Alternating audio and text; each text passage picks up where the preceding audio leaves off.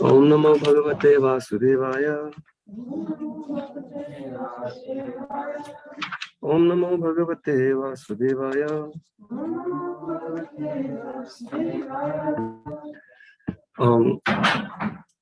So I have a small request for any devotees who have logged into the internet, the Wi-Fi, especially on your phone. For some reason, my internet is really bad on my laptop. It keeps disconnecting.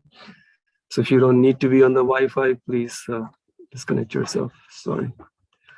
So we're reading from Canto 10, Chapter 3, Text 30.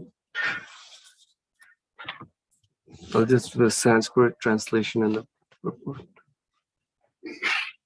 Upasamhara Vishvatman Adorupam Alaukikam Shankachakra Gada Padma Shriyajishtam Chaturbhujam.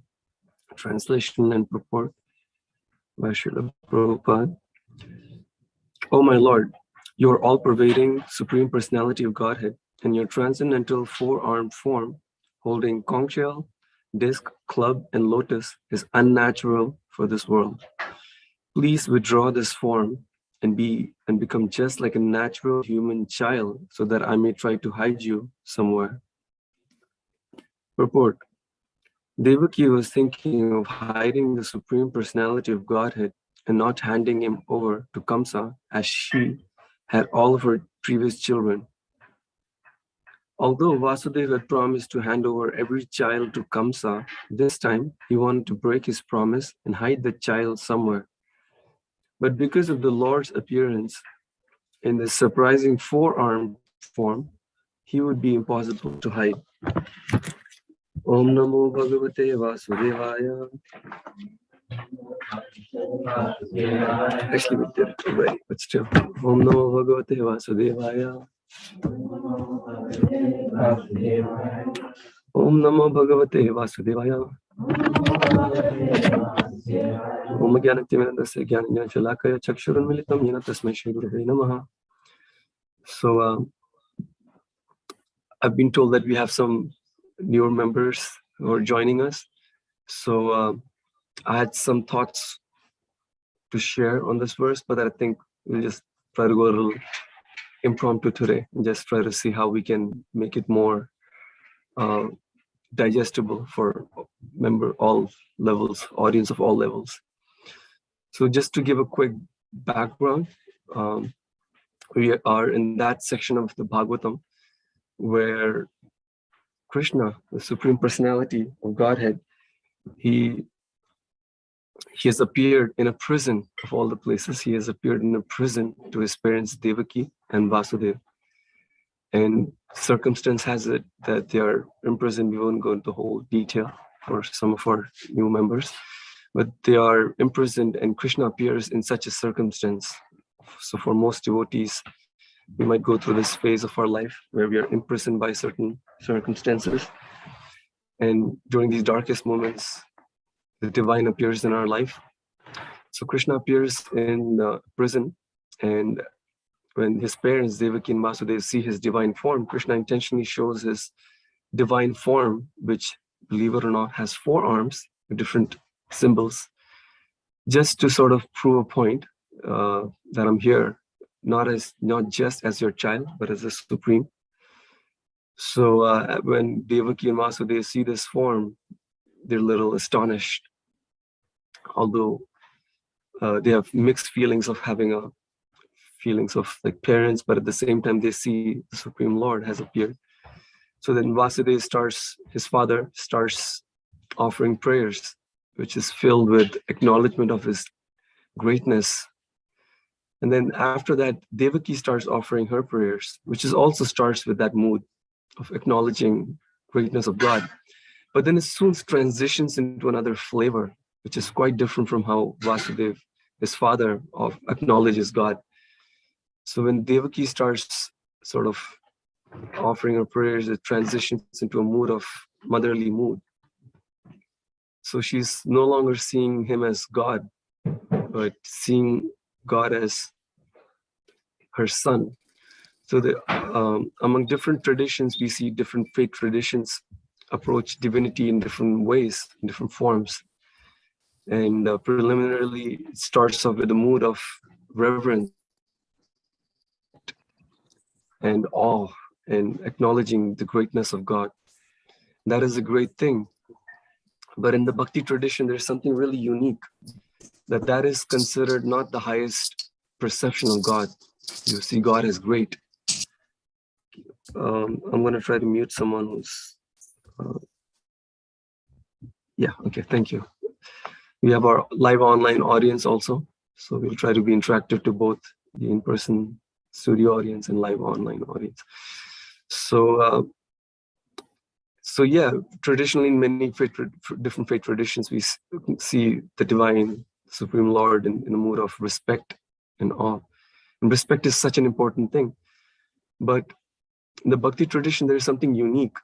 That awe and reverence really diminishes to the extent that one doesn't see the divine as one's superior. In fact, one might even think of the Lord as one's subordinate or one's inferior, someone who's inferior to us. And that's the perception of the Lord being subordinate or inferior. It comes only through one's love, one's intense, deep love. It can only come through deep love. Of course, it can come through two ways. One, it can either come through ego. One feels that everybody is inferior, the whole world, everybody is inferior and subordinate to me. Or that feeling can come through love, out of concern. When one's love becomes so all-encompassing, the feelings of awe and reverence dwarfs, it diminishes. And it serves a purpose, because one can serve more intimately if one has this feeling, one doesn't have this full acknowledgement of awe and reverence. Service is there, but in pure love, there is also an intimacy that is lacking in awe and reverence. So that is the nature of love, pure love for God and all the, especially pure love for God, that it dwarfs this sense of awe and reverence, which actually creates quite a distance between the servant and the Lord. So that is what now Devaki is going through. As we discussed, Vasudeva, her father, first offers prayers in a more awe and reverential. Now Devaki starts her prayer, also starts with that, but then it transitions now into a motherly chastisement, almost like a chastisement. She's telling Krishna that, what is this? You showed up with 4 arms, and what's, just go run away, just hide yourself. Because now they're in a prison and they're being persecuted by the evil emperor Kamsa. As you see, most across all times and traditions, anything good is always being persecuted. So even during Krishna's appearance, they're being persecuted. Even we see in Krishna also being persecuted. So Devaki sees this and she's like, what is this? God, of all forms, you have to show up with 4 arms. It couldn't be more flashy, flamboyant way. Could you not have just come in a more subtle way so that, you don't attract trouble for yourself? And in the previous purports, actually the acharyas, they explained Devaki's inner sentiment. Her mood is, she's saying, go away. And Krishna is saying, but if I go away, Kamsa's going to come looking for you and you'll be in trouble. She says, I don't care. I don't care for my trouble. You just go, you just be safe. I can take any number of hardships for your sake. Let that be so. If it saves you, let that be so. But you just hide yourself, go away. So that is the current context. That is what's going on in this verse. And as a quick background, as many of you might know, Vasudeva and Devaki in their previous life, Vasudeva was a Prajapati. And he was ordered by Brahma, who's the original architect, so to speak, the secondary creator. And Brahma is populating the universe. And he instructs Sutapa, who's Vasudeva and Devaki in her previous form, or Sutapa and Krishna. So they've been instructed to populate, and they undergo a lot of austerities and penances. And the Supreme Lord shows up and asks them, and they could have asked for liberation, but they say, we want you as our son. So Krishna promises that for 3 lifetimes he'll appear. First, he came as the son of Sutapa and Prishni. Since he was the son of Prishni, he was known as Prishni Garbha. After that, he came as Upendra or Vamana to Aditya and Kashyapa. Upendra literally means one who follows Indra, right?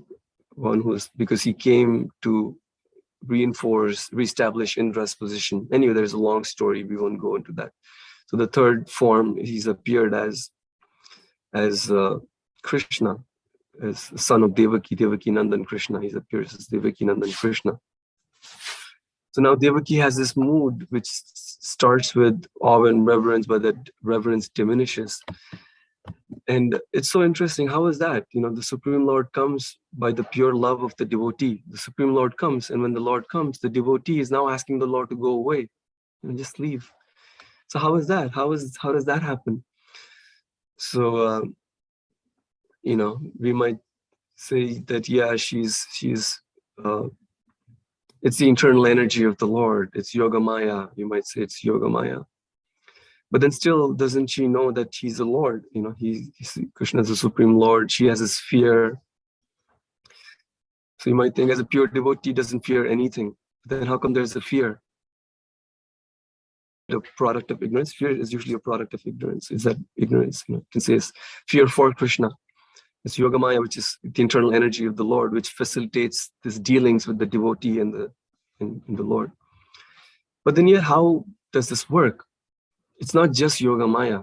It's actually Devaki's own bhakti. Yoga Maya is simply facilitating. It's not that Yoga Maya sort of creates this sentiment of devotion. It's just facilitating, but it's actually Devaki's own bhakti. So to dive in deeper, you see, in material world is the world of aham mameti in Sanskrit. I, me, mine. So everything we perceive or see is through this filter. We have this filter in our eyes, that filter of false ego. So first, the ego simply, in Latin, ego simply means the conception of I-ness. It doesn't have any contextual or judgmental connotation. It simply means I. And Sigmund Freud noticed that when some people speak, they use this word I a lot. I, me, mine, me. So you notice, what is this I-ness that makes people so obsessed? And that became ego. So ego simply means an identity. So it's not necessarily, it's now used in a judgmental way. But in the Vedic scriptures, it says that ego is not a bad thing. It's the false ego that is bad, which is the false projection of self, false understanding of who we are. That is a bad thing. Actually, ego is a really good thing. Real ego, which is to understand who we really are as spirit soul. That is a really good thing. It is a false ego that is bad. So this material world is, we see everything through this lens of false ego, meaning that I am this temporary body, and anything connected with this body is also mine. And anything that is related to me has to be better than others. That is how false ego operates. So this is the world of I and mine. So aham is like me, and mameti is mine. So materially, I am the greatest person. Like, for example, you might see, what is the best word in the whole world? What is the best word? Can you think of what is that one word which is really the best word for all of us? Our own name, actually. Yeah. So for us, our whole world revolves around us. That's how false ego works. So this mameti is this conception of everything is mine, possessiveness, me, mine. This is my body, my home, my car, whatever, my relationships, my spouse, and mine. And as we enter spiritual life, that conception is purified by the process of service to others, by the process of uncovering our own true nature. And then we gradually give up that possessiveness of mine. And we realize there's a world which is much beyond me, which service to others and service to the Lord. Then we reach the stage of tadiya, which is we see ourselves in relationship to Krishna, the Supreme Lord, and others. I belong to Krishna. And that is the stage of surrender, when we see that I now want to give myself to something bigger than me. I want to surrender. And surrender can have a negative connotation, as if someone's putting a gun point. You wave a white flag and say, okay, I give up, So that is not exactly what surrender is. Actually, surrender is a really sweet word. It's Sharanagati in Sanskrit, to take refuge, to seek solace in something which is greater than us, to take comfort.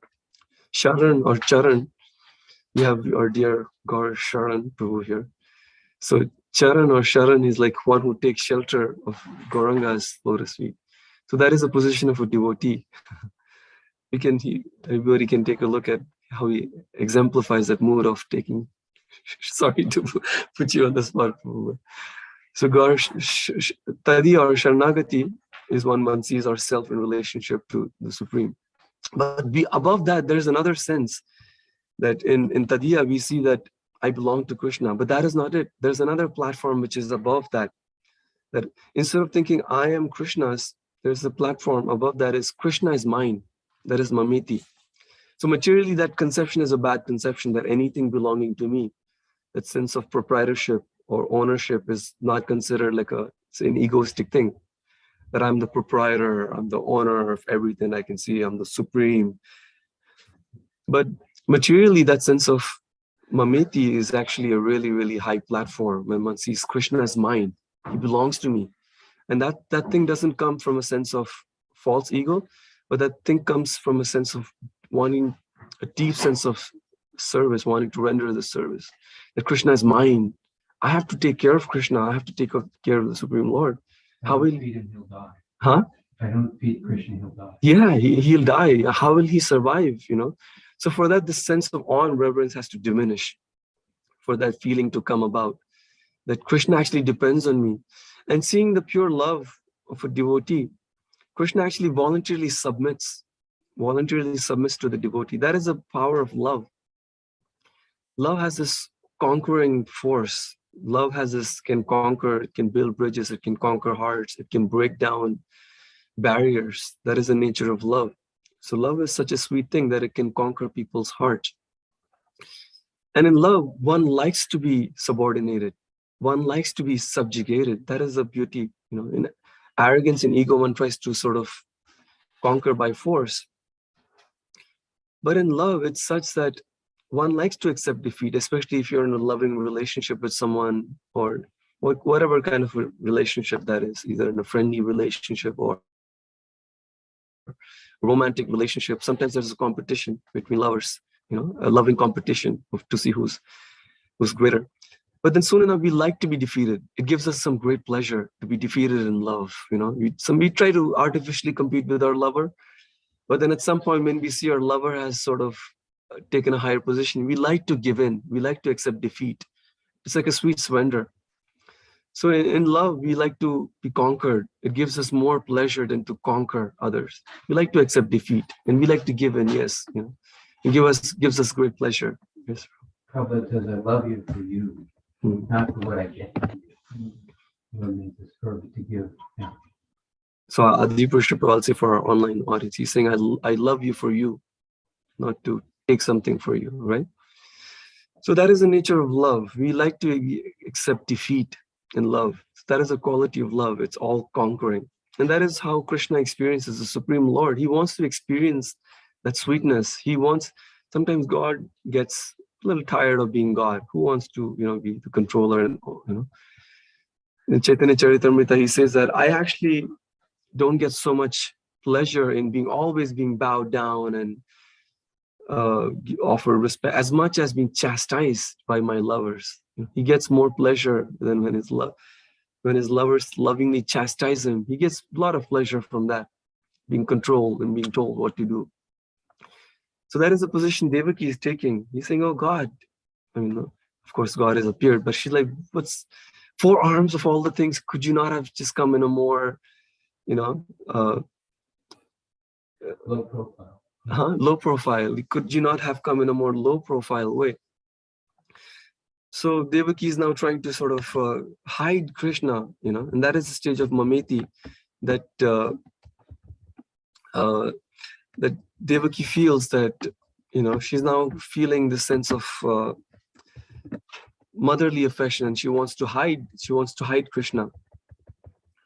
So you see now, there's 2 flavors how devotees relate to the Supreme, like we discussed. One's Tadiya, I belong to Krishna, and the other is Mamiti, Krishna is mine. So even in Nectar Devotion, another book, there is this description of different relationships we can have. It's such a fascinating concept. You can have relationship with God. And again, you're speaking for someone who's not familiar with this bhakti tradition. Other traditions, we might have something like looking up to God in awe and reverence, but you can actually have a relationship with God. God can be your best friend or your lover or your parent or your son.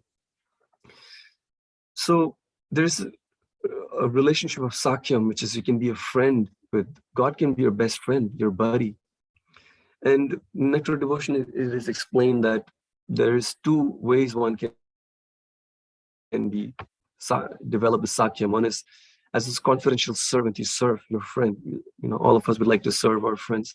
Others, one is a well-wisher of our friend. So that form of Sakyam where you're a well-wisher of God, you know. So that is even such an exalted position. God likes, like we were discussing, he likes to take a subordinate position. So a devotee of Lord, out of their pure love, becomes even superior to God. They become well-wisher of God. So sometimes we pray like, you know, God, give us our daily bread, right? But in Bhakti tradition, we say, God, allow me to serve you. Allow me to give you your bread. Like Mother Yashoda, she'll feed. Like even in our prayers in the pujaris, we see, you know, Yaddattam bhakti matrena patram pushpam palam jalam abhititam nivedyantu tad grahanu kampaya. Tad grahanu kampaya. Out of your compassion, please accept whatever I'm offering, even if it's phalam patram pushpam phalam jalam abhititam nivedyantu. That whatever I'm offering, it may not be enough. You know, you're the Supreme. But out of your kindness, please accept. This is all I have to offer. You know, everything belongs to you. What can I give you? You are the owner and the master of everything. But still, out of my desire to offer, you know, please accept whatever I'm offering. So that is the mood for devotee. So we see this interesting dynamics that happens, that in pure devotion, Rupa Goswami explains the symptoms of pure devotion. He says, Anya Abhilasita Shinam Jnana Karmari Navatam. He gives symptoms of pure love. This is a science, actually. Love of God is actually a science. There's descriptions given of how this works, how this love works. It's not just a blind faith. So Rupa Goswami explains like 3 primary characteristics of love and 2 secondary characteristics. The primary characteristics, of course, we won't go into detail. He says that bhakti is for Krishna, it's anushilanam, and he says anukulena, meaning it has to be favorable. So this is a really interesting concept. Our devotion should be favorable. And what is favorable means? It has to please your beloved, yes, but it goes beyond simply pleasing. Meaning, it is said that in Krishna's pastimes, many people who are asuric mindset or who are antagonistic to God, they like to sort of fight. They like to fight with God. And he loves that. Krishna actually likes it. It evokes his chivalrous rasa, virya rasa. So they're fighting and they're throwing, shooting arrows and striking the Lord, you know, so it pleases. But then is that anukulena? Is that favorable? You know, how can you even consider sort of slapping or attacking your beloved, supreme beloved? But sometimes Mother Yashoda, who's God's mom, she sometimes ties him up, you know, with a rope, and she doesn't like it sometimes.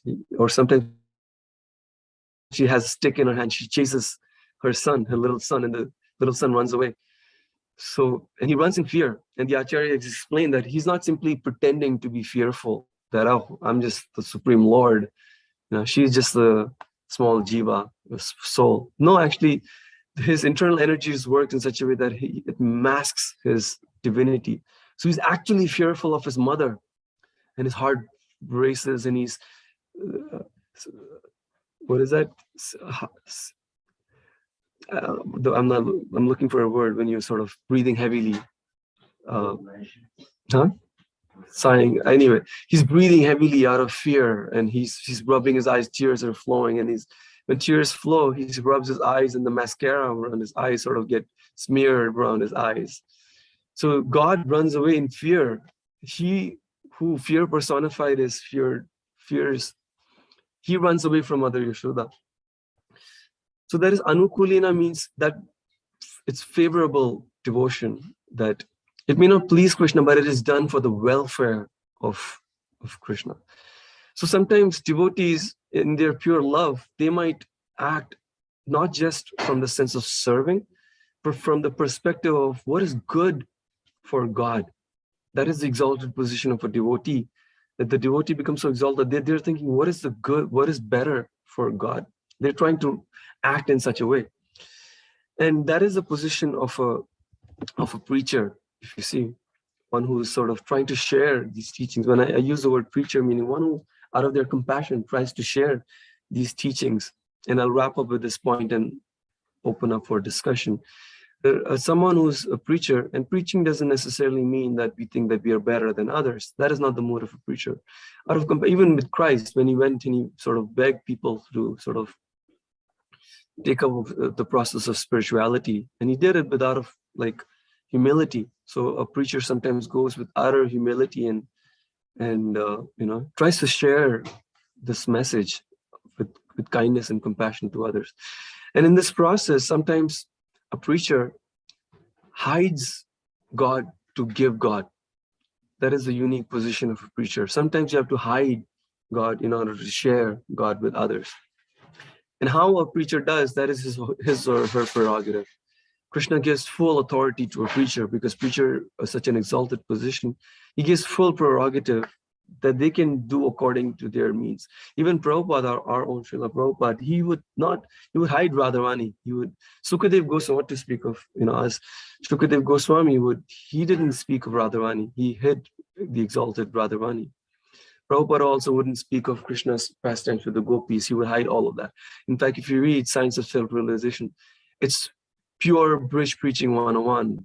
What Prabhupada preaches is brilliant. He'll talk, the three kleshas, and that's pure bridge preaching. He doesn't talk anything about Krishna.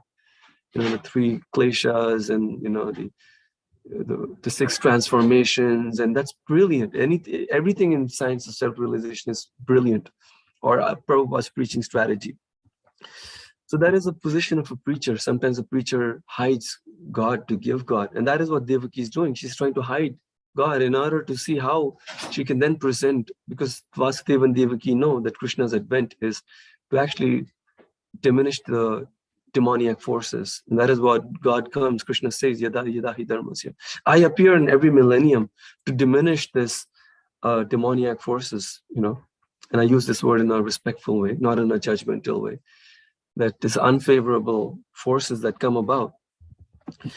So it is said that even for us in practical, for devotees who are practicing Krishna consciousness, if you want to see Krishna's hand intervention in our life, we sometimes pray during our tough situations, we pray, how can I see Krishna's hand in my life? Oh Krishna, please show up. How do I see what your will is? Oh Lord, show me your will. How can I act as per your will? So sometimes Krishna acts through the agency of his devotees, his energies. But if you want to see Krishna's personal intervention in your life, there's one trick. You can force Krishna to appear, which is you take risks for Krishna. If you personally take risks for Krishna, Krishna becomes obligated to personally intervene in your life, not through the agencies of others. He personally intervenes in your life to protect. If you take risk on behalf of Krishna, not forgetting your own distresses, forgetting your own, position, you just take risks for Krishna. You're thinking, to hell with sorry for my French, but to hell with my life, to hell with my own problems, to hell with me, mine, what can I do for you, Krishna? How can I serve you? So when you take risks for Krishna, forgetting your own problems, then Krishna personally intervenes in your life and creates miracles in your life. So that is the life of a preacher.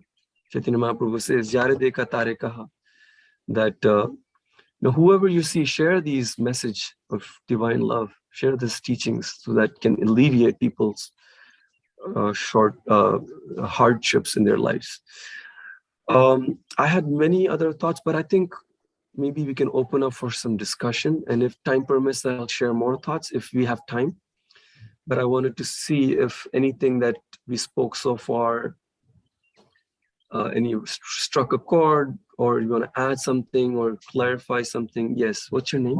Alan. Alan. Okay, because I have at times been out there trying to talk to people like in the park about Krishna, and one of the things that gets me is very much when I see Krishna and his mother reminds me of Jesus and Mary. Yeah. And it's definitely, like you say, the Bhakti tradition, but the Christian tradition also has a God that you get because Jesus, the Son, he comes down in the human form, now we can relate to him as the boy next door. So, I mean, it's just definitely going to help me when I talk to people, because most people we talk to are in the Western tradition. Mm-hmm. You have to definitely correlate, Bhakti and this to what they understand. And just right now, I mean, I just saw it as amazing. Kamsa is Herod, with Jesus and his mother, and Mary is Krishna and his mother. So I just want to compliment you. This was a great lesson, a great eye-opener.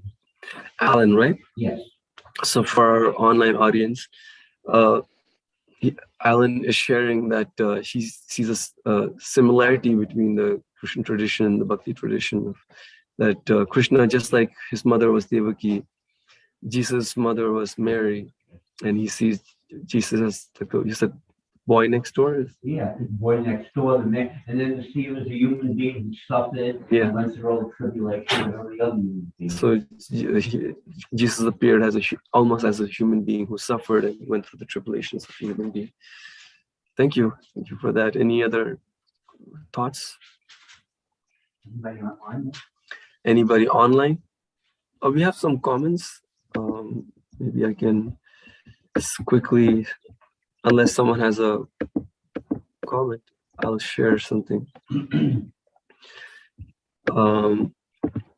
Hare Krishna to all the online. We have, I don't want to name everybody, but Haribol to Andrea who says Haribol, and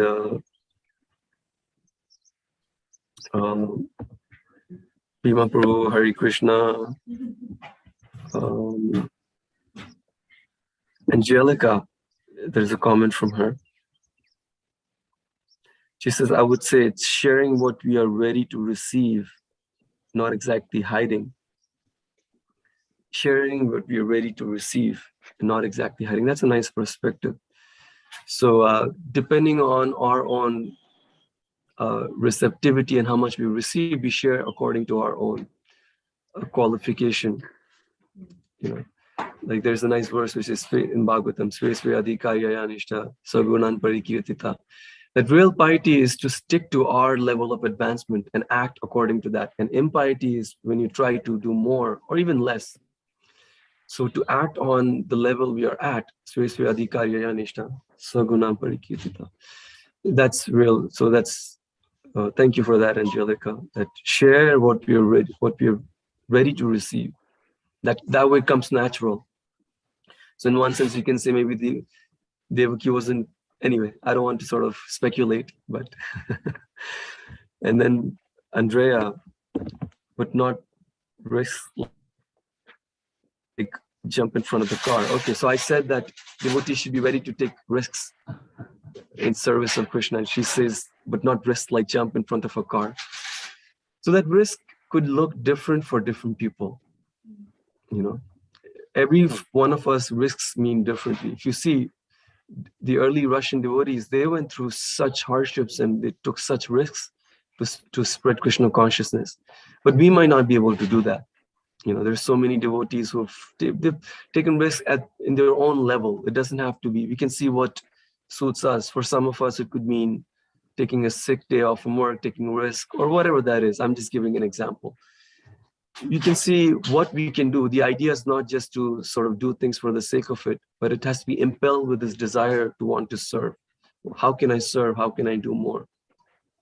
And when Prahlad Maharaj, we see in Srimad Bhagavatam, he also took risk, and Krishna always intervened, And we also had this discussion about how when we take risk for Krishna, when we serve Krishna, he takes care of us, like we were discussing. When we take risks, or when we serve, when we give our lives for Krishna, he makes sure that he'll take care of us. So that is the idea of taking risk or sticking our neck in, so to speak, for Krishna's service. Of course, it has to be guided by Guru, Sadhu, and Shastra, not just do something really, like impractical, like jumping in front of a car, or like Andre said. Curious how that's self-Krishna. Huh? Say that again? Yeah. How does that serve Krishna? Yeah, so he's saying, how does that serve Krishna, just jumping? In fact, Sanatan Goswami, he wanted to do that. He wanted to jump in front of the car, Rath car. And Chaitanya Mahaprabhu says, no, because that is not being done in my service. So we have to see, are we doing it actually to serve or for some sentimental purposes, you know? So we have to see if we're simply doing something for the sake of doing it or actually it serves it. So preacher accordingly sees, you know, as per time, place, and circumstance, they see how to preach, and Krishna gives them full prerogative. You see, the exalted position of preacher is whatever services we do for Krishna, right? You might do garlands, and of course, with all due respect to any service you do, you know, whatever services you do. All these services are already being done in the spiritual world. Krishna has thousands and millions of associates who are doing it and doing it much better than us. Whether we're massaging Krishna's lotus feet or feeding Krishna, cooking for Krishna, picking flowers for Krishna, boiling milk, all of this is already being done. So the question is, what can we do for God that God doesn't already have? You know, everything he has, everything he owns. What can we do for Krishna that is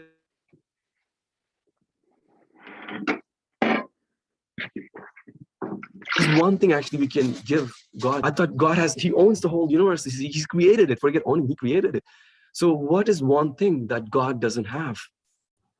Yes, Adi Prabhu. Our love. Yes, because the thing is, Krishna has free will. And as spirit souls, we have free will, meaning we can reject Krishna. If spirit souls reject Krishna, there's nothing God can do, as he's helpless, because there's no meaning to love if you force someone. You can't force someone to love me, say, love me, love. You can't force someone.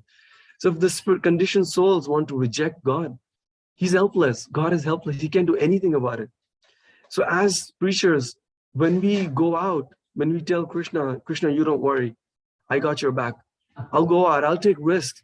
And you go out to all these souls and you remind of your lost relationship, as they say, like the tidings, the good tidings in, you know, Krishna tradition says that you come to spread the good tidings. So when we go out and spread the message, you know, then Krishna is ever grateful to you. Because when you go out and bring these lost souls to Krishna, he's ever grateful, because that's something he cannot do. He doesn't impinge on our free will. He doesn't intervene. If you want to reject, he'll give us that. As painful as it is for Krishna, he painfully lets us go. So he's ever grateful for preachers, you know, and that's what Krishna tells the gopis, that there's nothing I can give you. I can never repay you for everything you've done. You've taken so many risks, especially the gopis. For some of you might not understand, but still, gopis, they've taken so much risks, being, you know, disowned by their families in the dead of the night. They just, without going to details, Krishna says, there's nothing I can do to repay you. Your own devotion is your reward. So that is the exalted position of a preacher. When we go out and spread the message, Krishna is ever grateful. And there's two platforms, right? Bhajananandi and Goshtianandi. Bhajananandi are those practitioners who stay in their comfort of their surroundings and practice spirituality. That is great. But Goshtianandi is one who does that. And in addition, he goes out and thinks of, how can I serve humanity? How can I serve others? Not just thinking of their own position. What can I do for others? So the position of Goshtianandi is more exalted. So yeah, please consider these points of spirituality. Doesn't just simply mean for our own spirituality, me. Because we have this conception in material life, me. And then when we enter Krishna consciousness of spirituality, we take that conception and we have a spiritual conception of me, you know, my spiritual life, my guru, my advancement, my practice, you know. So every now and then it's nice to sort of put that aside and think, what can I do for others? And sometimes in doing that, we might have to hide Krishna, as Devaki did, in a way that is palatable to who we are trying to help, you know. Any other reflections or comments or questions? Yes, Adi. Yeah, it's so radical and outside of our Western religious system concept that a person would love God so much that they forget that he's God. And in that intimate concern for the pleasure and the safety and the service of God, that they treat him like their child or their friend. Thank you It's all. so interesting to forget that God is God out of love of God. Yeah. And Krishna allows that for the sake of intimacy. Thank you. Hari Prabhu was saying it's radical. He used the word radical, that we forget, God is God. Any other online audience, for anybody who hasn't spoken, anyone would like to share or questions or any clarifications or? Godruma Prabhu, when we share Krishna consciousness with others, how do you find balance between hiding what needs to be The idea that there are hidden varieties from of new ways people related to the Lord. So Ananda Bihari Prabhu was saying, how do we? without unnecessarily watering it down and not going anywhere Excellent. with anything? Excellent question by Adi Prabhu. He's saying, how do we strike a balance between hiding when we share others and also being direct? So this is an age-old question because there's two flavors of preaching. One is bridge preaching, where one tries to make it really indirect, and other is really direct preaching. You directly sort of say things. So firstly, of course, as cliched as it might sound, like they say, time, place, and circumstance, one has to judge one's audience. And second thing, it is we have to see, one can actually do both. One can do indirect and direct. You might think, how can we do that? See, the thing is, if you have a relationship with someone, first we have to cultivate that relationship before you try to think of doing a direct preaching. Try to cultivate a relationship. When you earn their trust, then you can be direct. So you can do both. First, try to cultivate a relationship, and then you can do direct preaching, because it's also one of the offenses to the holy name, right? To preach the glories to the faithless. So if someone doesn't have faith in you, then they're not going to be receptive to what you're saying. So our idea is not to just smash philosophy on someone's head. Our idea is to build bridges, connect hearts. So instead of thinking of direct and indirect, try to see, how can I connect hearts? How can I build bridges? When you truly have this approach, which is not condescending, out of humility you're approaching people, that is actually what melts heart. It is not your preaching that actually sort of changes people. It is the content of your heart. In book distribution, it is said that actually what people are buying is not books. They're buying the overflow of your heart. When your sadhana is really strong, when people see that, they genuinely feel affected by what's coming from your heart. So it's not so much as direct and indirect, but it's actually more like connecting, building bridges, connecting hearts. Just share what you have in your heart from a position of humility without being condescending. Any Then Shastric automatically things get reference harmonized. for that? Indirect. So Ananda Bihari Prabhu is saying, any Shastric reference for that? Shastric reference for anything specific, Prabhu? Meaning how For to striking build... the balance, how to find balance between the two.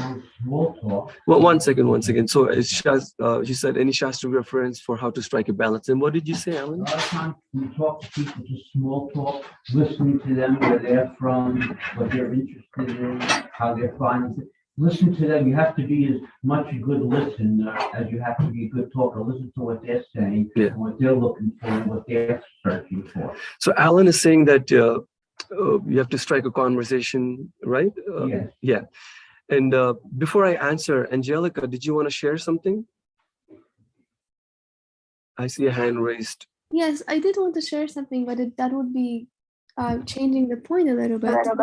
But I would like to just say that since we are following Guru, Sadhu, and Shastra with the emphasis of Shastra, because Guru and Sadhu follows Shastra, if our gurus are truly gurus, then they are becoming our Shastric reference.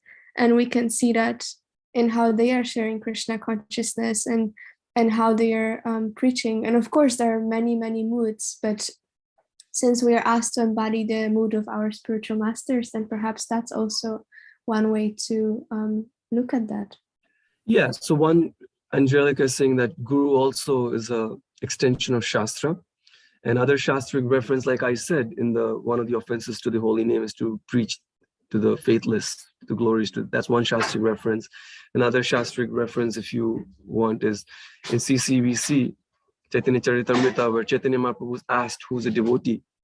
I think by Satyaraj Khan, I forget who it was. And he asked in 3 different occasions, and all 3 occasions, Chaitanya Mahaprabhu gave a different answer, depending on the context and the situation. So Chaitanya Mahaprabhu gave a suitable answer. First, he said, anybody who even chants once is a devotee. Second time, he said, one who's constantly chanting is a devotee. Third time, he said, one by whom others start chanting is a devotee. So we see that how a preacher, as per the time, place, and circumstance, can sort of preach in a way that is suitable for people. And he knows how to strike up, he or she knows how to strike a balance. Like even Prabhupada, we see, like sometimes he would be direct and sometimes he would, many times in his letters, same question he would answer differently, depending on who was asking. So, and that's the beauty of Krishna consciousness spirituality. It's a individualized process. It's not a cookie cutter approach. Different things work in different places for different people. We are all unique souls. We're not just simply like robots where one prescription, like for example, when you go to a doctor, one patient who's walking out of a doctor's office, he's a diabetic, he has a diabetes, and the doctor says no sugar. And another patient meets that patient in the waiting room who has jaundice, and the doctor says that you have to eat sugar. And they discuss with each other. One person says, wait, the doctor told me to eat sugar. And he says, wait, the doctor told you not to eat sugar. The doctor is a little crazy. So the doctor prescribes according to the different conditions, So like that, a preacher, depending on what is suitable, where the audience is, he preaches accordingly. Okay, so that means our discussion comes to an end.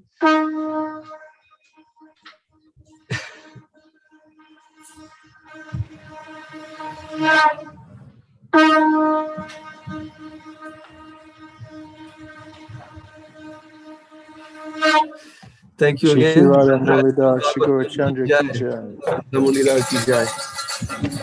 Hare Krishna. Beautiful class. Thank you, Prabhu. Thanks everyone tuning in. Hare Krishna.